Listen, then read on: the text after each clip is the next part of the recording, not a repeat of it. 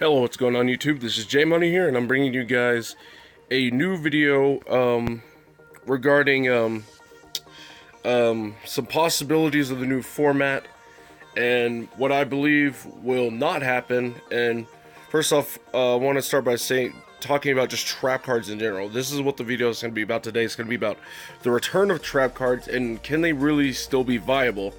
Now, before I go on, I want to go ahead and mention that I went to a UDS on Saturday, and I won the whole event.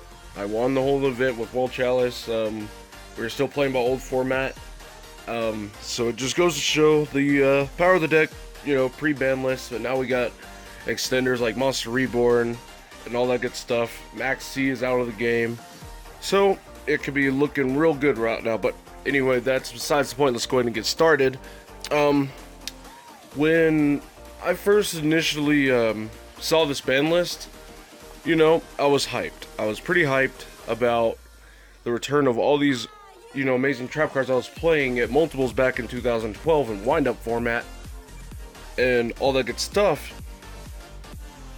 And then, my awesome little high, it kind of died down. It died down. And I really sat down and started thinking, could this really change the format? Could the return of these trap cards really make an impact? And it might. Here's how I see it going. I see people playing, going back to these trap cards for a solid month, playing some stun variant type decks that can utilize these trap cards. Decks like Magical Musketeers, Cleaforts,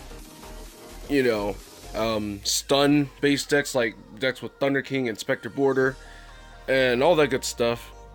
Playing Phantom Knights cards to protect your monsters from Torrential Tribute, same thing with Fiendish Deals and all that good stuff. And then a month later, we will probably go right back and deviate away from the trap cards, because although the return of these trap cards and these trap cards are powerful, there are still things that a lot of us have failed to notice, and that is time. Ever since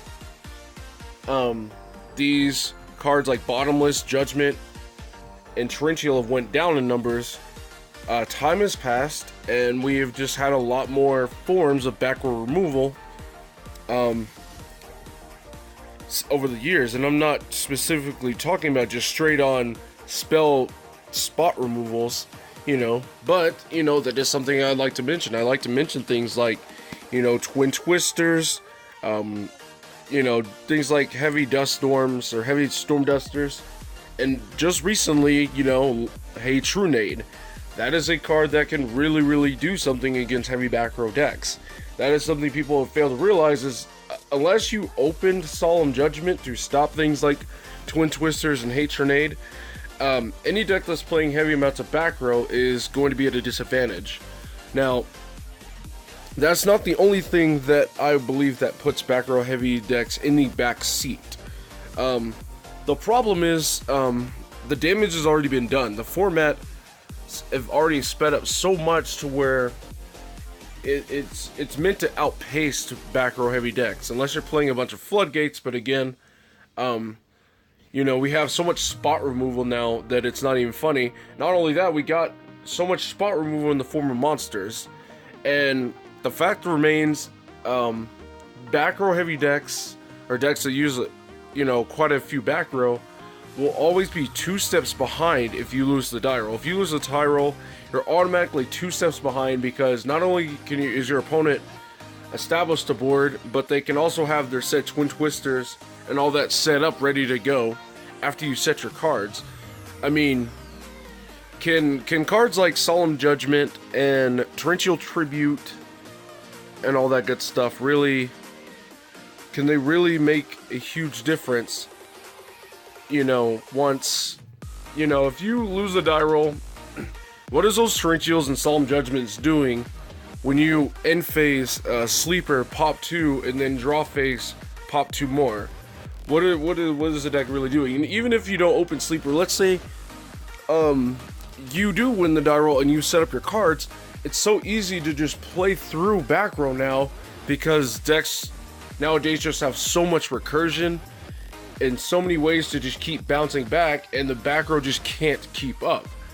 For example, let's say I open Super Agent in hand, because you can still do this. You could open Super Agent and call spell or trap, whatever, you summon it, and your card gets hit by Torrential because that was the targeted card. Then you proceed to summon Tough, and another card gets flipped over. Let's say it was a Bottomless Trap Hole. Now I can easily just search my one copy of Resort, you know, get your Assault, you know, special another Tough. That's another back row just gone. If you haven't responded to it, Tough just blows out another back row. Then you got your double helix plays. You got your rescues to just continuously keep recycling the same card over and over again to just keep blowing up the back row. The back row just simply cannot keep up with all the recursion. That's why spirals are so good, because they just have so many ways. They just have follow-up plays. That's what a lot of decks have nowadays, is so many follow-up plays, to where these decks are not super reliant on their normal summon like it used to be back in 2012, and maybe even 2014. You know, same thing with pendulums. If you're just going off and you got floodgates, and you know you got purple poisons getting blown up, you have time pendulum graphs on the board. You know, if you in-phase time pendulum graph and you blow up cards, not only are you negging a card, but they're probably getting something back.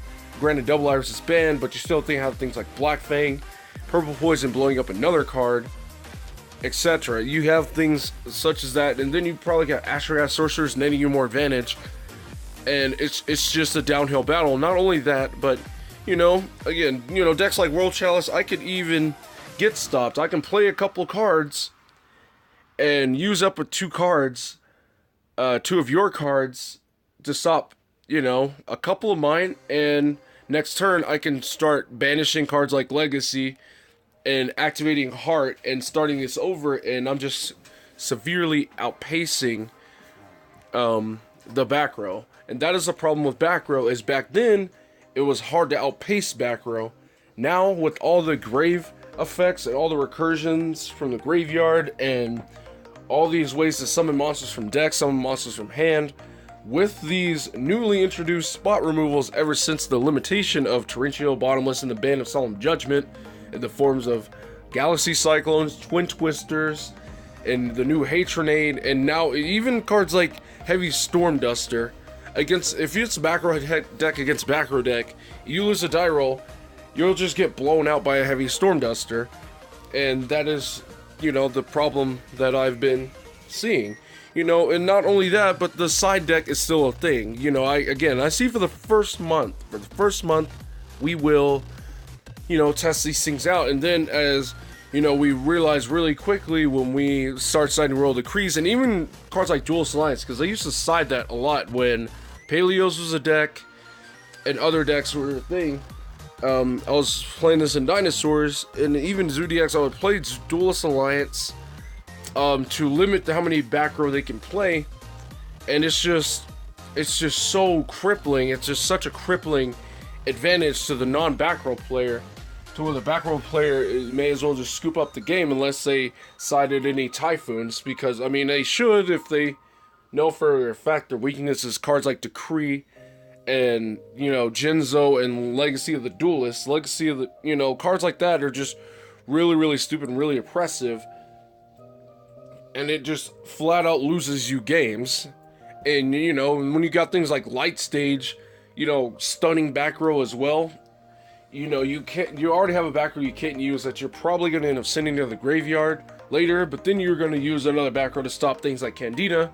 So with every turn, for every one card you stop, you're losing two cards. That's how the game is played now, because of how fast things are, and you got recursion cards like, you know, freaking Big Red over here, and then now we just got the new Monster Reborn, and, you know, it's just too much speed.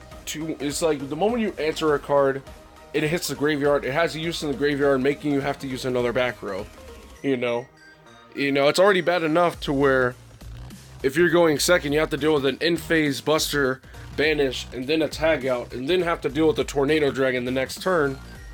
That's just, you know, and if you don't have a Solemn card set and you flip over a Bottomless, Tornado Dragon can just hit another card, so that's 3 cards just gone.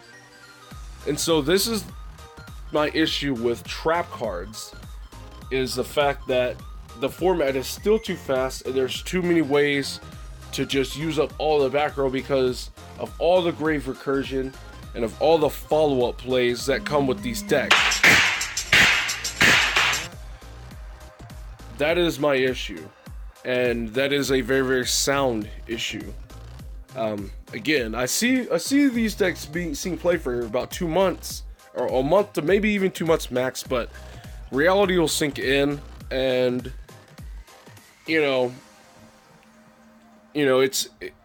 people realize it's just not the same anymore. It's not the same as it was back in 2012, 2013. There's far more Grave Recursion, far less restrictions, and a much, much more loose leash, and more back row destruction now than there ever was back then. Back then, it was just MST and Nightbeam. That was it. That was all. But now you got all this other mass removal. You got Hatronate at 3 copies. Back then Heavy Storm was at 1 copy and that was doing enough, but Hatronate at 3 copies, that back row decks will never ever be in the driver's seat as long as you have all that combined with monster form of disruption to boot along with all of that. So let me know what you guys think about this. Do you guys believe that I'm wrong? Do you think trap cards will actually make an impact, or do you think that these decks are just too fast and can easily just outpace all the back row, and for every 1 monster you deal with, you're using 2 back row, which has always been the inherent problem, and then you still have the problem of just losing the dice roll, and you're just immediately, going into your first turn, automatically losing 1 to 2 back row on the end phase. So, thank you very much, guys. This is a topic that's been on my mind for about a few days. Again, I really want you guys' feedback on this. If I'm wrong, just explain how in the comments below. We'll have a nice little productive debate. But thank you guys for watching. This is J Money, and I'm signing out.